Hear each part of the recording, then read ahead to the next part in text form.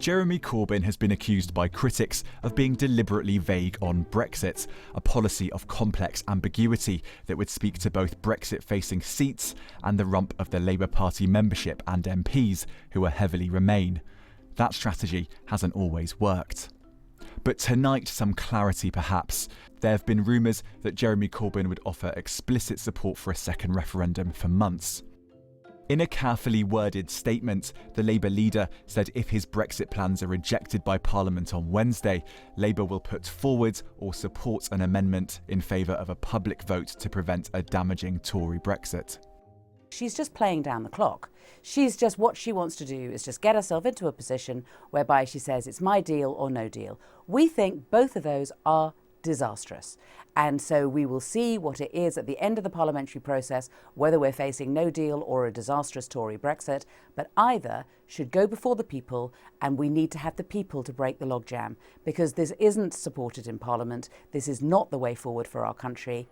But already questions about detail in tonight's Parliamentary Labour Party meeting with Mr Corbyn. What would be on the ballot paper? And if remaining in the EU was one of the options, which version of Brexit would people be given the chance to vote for? The statement that's been made so far, there is some ambiguity to it, and it could ultimately be that Labour backs a public vote, but it's between Labour's options of Brexit and the Conservative Party's Theresa May's Brexit deal. I don't think that would be sensible. I don't think that would be a real choice. I don't think that would be a real option for people out there. I have always had deep reservations about the idea of having a second referendum. I think that it's going to be deeply divisive for our communities. I think it will have a corrosive impact on the role and sovereignty of Parliament. And it's also not entirely clear to me what the question on the ballot paper should be. You've just been in the Labour PLP meeting.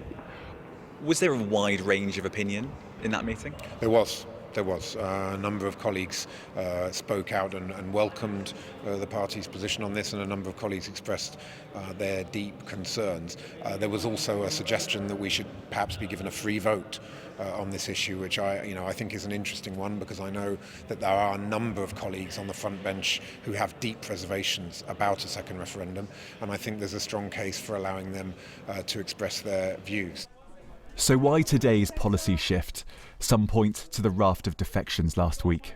I think Jeremy Corbyn has changed his position because he's trying to appease his own party. Let's not forget that his party suffered a huge split last week. There are many other Labour MPs who are threatening to leave. His base and his parliamentary party are divided on Brexit policy. And I think he's doing this in order to avoid any more Labour MPs from defecting. But I think he's also got in his calculus the fact that this probably actually won't ever have to happen. Let's see what the wording on the motion says, but I think, some 30 days before we're due to leave the European Union, it's very unlikely that we'll actually come to a second referendum. For those campaigning to reverse Brexit, this is a chink of light.